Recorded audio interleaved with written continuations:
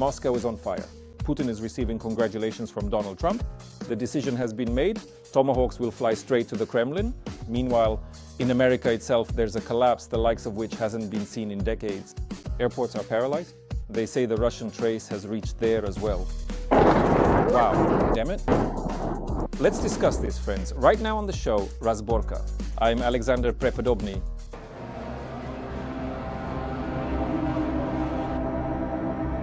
Donald Trump, it seems, gave Putin a birthday present for his 73rd. He promised to give Ukraine those Tomahawks, but said that right now they're clarifying the questions, obviously, about which targets Ukraine would use those Tomahawks against. What do you think about such a birthday greeting from the American president? Will things go beyond just threats? Will he actually hurt his friend for real? We are currently witnessing a significant escalation of harsh words and intense rhetoric, which now, on this very important birthday of probably one of the most truly terrible and profoundly impactful people in all of human history, are undoubtedly making him incredibly nervous and deeply concerned.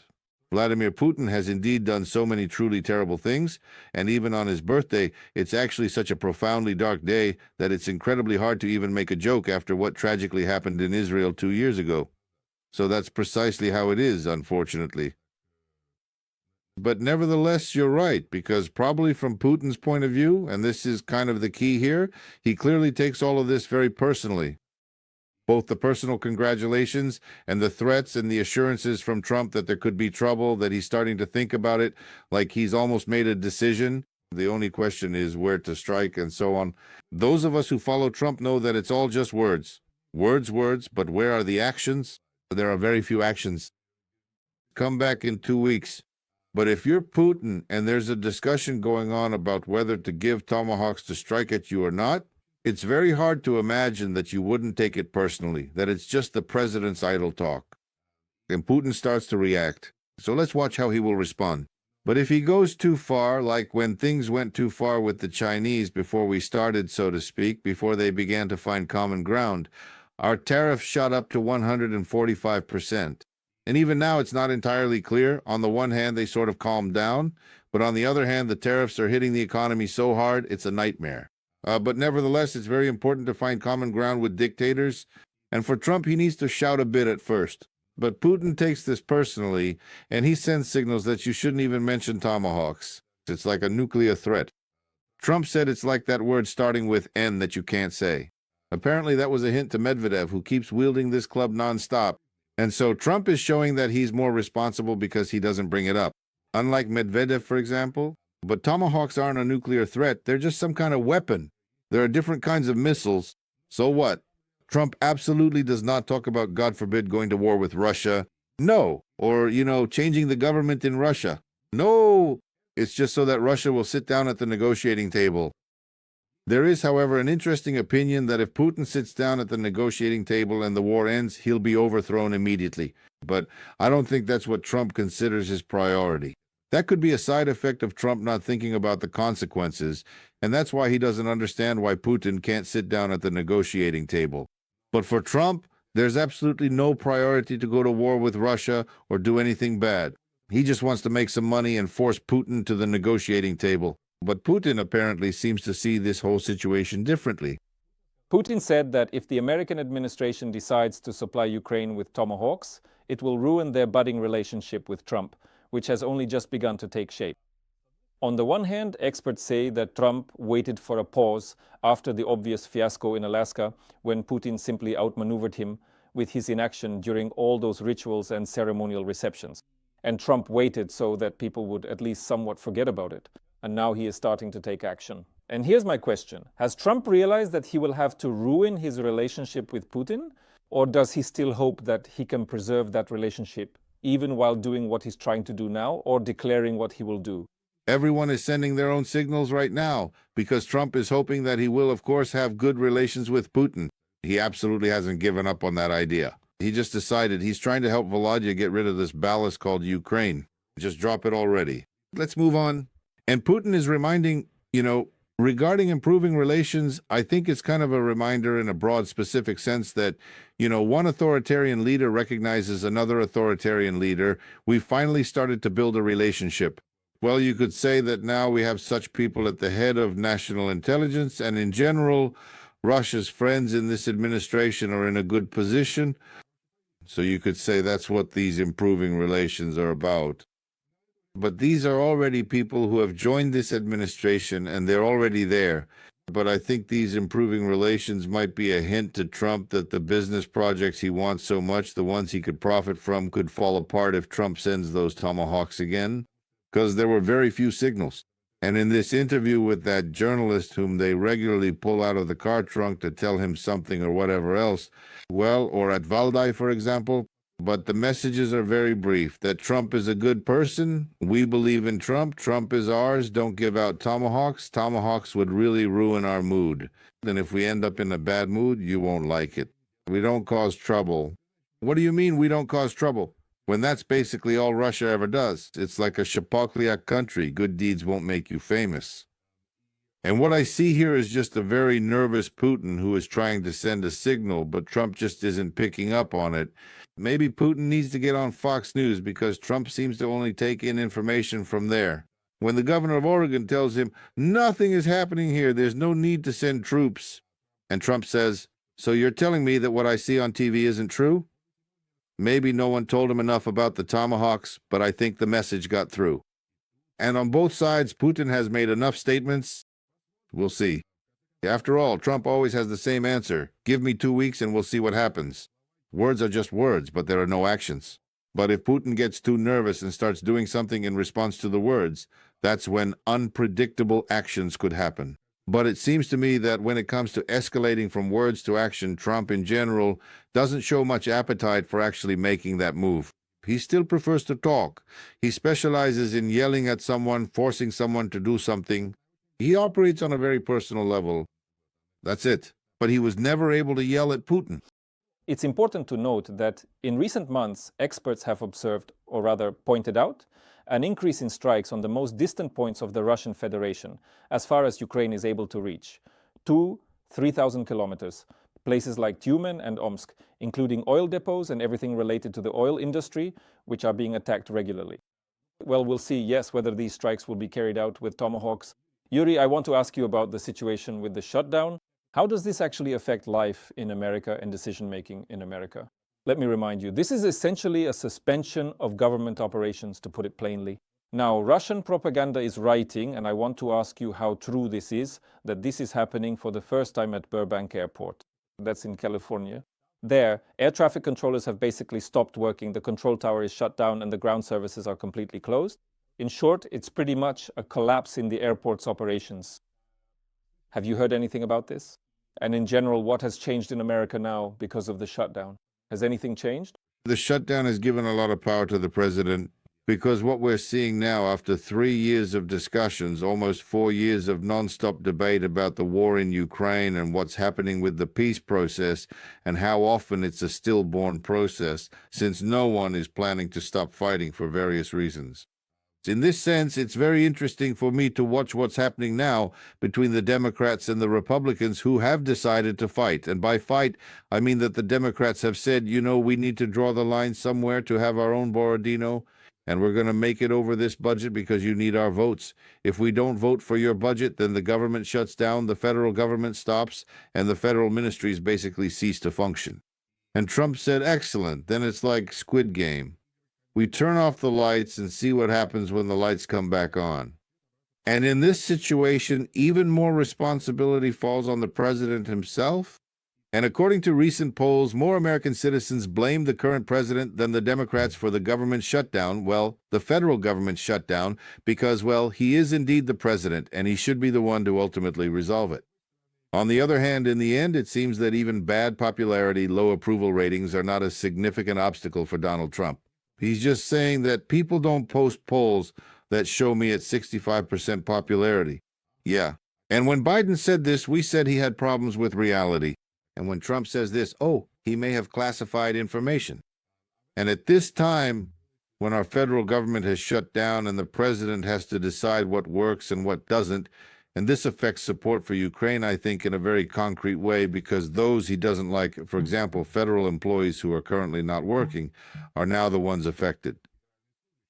They expect that when the government resumes, they will get paid. And Trump says, well, I'm not obligated to pay you your salary. I might not pay you at all. This is to make the Democrats nervous because they really want to help people. And the Republicans have taken all these people hostage and say, we're not going to pay salaries now. What do you say to that? The Democrats respond, still not going to sit down at the negotiating table. That's how it is. And they're gritting their teeth. And this is part of the situation with Trump because he can keep doing what he wants. And there's such a thing as inevitability. People are going to fly, and people demand that the system works. And the system requires air traffic controllers and airport security services to work. These people have to work whether they get paid or not because it's an order. Government employees are required to show up for work. On the one hand, that's certainly a good thing because now we can keep flying and pretend that nothing is happening. It's like one big Moscow. But the problem is that these people can call in and say, I'm not feeling well, I won't come to work, I'm sick. That's something they can do. Another thing they can do is monitor our planes and check us for security. At the same time, they're basically not getting paid, getting poorer right before our eyes. Excuse me, but is this an invitation to corruption, or is it just, it's really just mocking people, all to win this so-called budget war? And the Americans are hoping that within 2 weeks they'll reach an agreement. But in reality, no one knows. Because, at the start of the large-scale invasion of Ukraine, there was a person who said in Ukraine, oh, just a couple more weeks and it will all be over. And here we can say the same thing. Oh, just a couple more weeks. But in reality, no one knows how this will end. People just suspect that there are certain trends and expectations waiting for someone to cry out. But for now, both sides continue to push their own logic. And people, like a helicopter crashed on the highway in California. There really are problems there because there was a tower where for several hours no one was working at all. If it had been a more responsible person, they would have acted differently a long time ago. Every voice matters. Join our community, support independent journalism and help us bring you the truth from Ukraine. Become a member of Ukraine Today. Join us now. But it seems to me that part of this magic translates as decent people don't behave like that. Look, there's something else I want to ask you about. The Kremlin's reaction to the possible transfer of Tomahawk missiles. We still don't know in what quantity or even if they will be delivered at all, but nevertheless they've gone from calling it a red line and a direct US intervention in the Russia-Ukraine war to what Peskov said today. Well, this decision has basically already been made. Right now we're studying the issues, the quantity, and so on and so forth. In other words, it's as if the Russians have already adapted to this. Tell me, could this be a signal to Trump that there's no need to be afraid of Putin? That is, that more weapons should be given to Ukraine, and then Putin will meet with him, will discuss with him the issues that perhaps Trump dreams and fantasizes about, that the only way to earn respect is not to be afraid. Maybe it's because Trump has his own issues with narcissism, his own diagnosis, but he clearly sees personal relationships as a very important part. Like, just forget about Ukraine, forget about Russia. And he is clearly afraid of Putin on a personal level because he's not afraid of Russia. He's not afraid of Russia itself. He understands that Russia is in a very bad situation, but something drives him that prevents him from saying anything bad about Putin. He could just say, everything looks really bad here. Where is this? Who is everyone? Where is here? Exactly. But he can't say a bad word about Putin. He can't impose tariffs or sanctions on him. So can he show his strength and courage here? Well, that's not like Trump. It's the same as whether he can show that he can take responsibility. No, he can't. Don't ask him to. But Tomahawks, he likes that idea. And it's not just because, we're discussing the topic of Tomahawks with you and he's discussing it too and he's interested and maybe your viewers are interested as well. And that's why it all kind of comes together like this. Trump always finds some topic that he wants to talk about. He gets asked a question and then he says something silly. But, there's really an important point to add here. In the past few days, there have been more and more articles in the United States suggesting suspicions that the president is behaving very strangely and regarding his speeches. And this is an interesting point because, in a sense, he's not behaving all that strangely. He's acting in a very authoritarian way. He's acting like a monarch, Donald I. When he explicitly tells the army that they absolutely need to fight against the Democrats, when he deliberately takes money away from the United States Congress, when he frequently makes public appearances and sends out all his truly strange AI-generated tweets, it becomes a significant concern. This is a man who faces no consequences. He can do whatever he wants. And it's even, what's the word? Now they want to mint a coin with him on it. The only problem is that in 1866, we passed a law that prohibits putting a living person on a coin because that smacks of monarchy. Well, that's how he behaves, like our monarchist. So all this talk about tomahawks, talk about anything at all, it just puts the spotlight back on him. That means we're not talking about Epstein. That means he looks even more serious.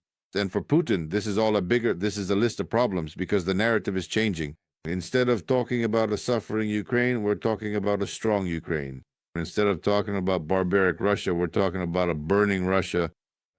And in this context, a president who appears increasingly odd and strange, and at the same time pro-Russian, pro-imperial, and slightly unhinged, raises a lot of questions among people.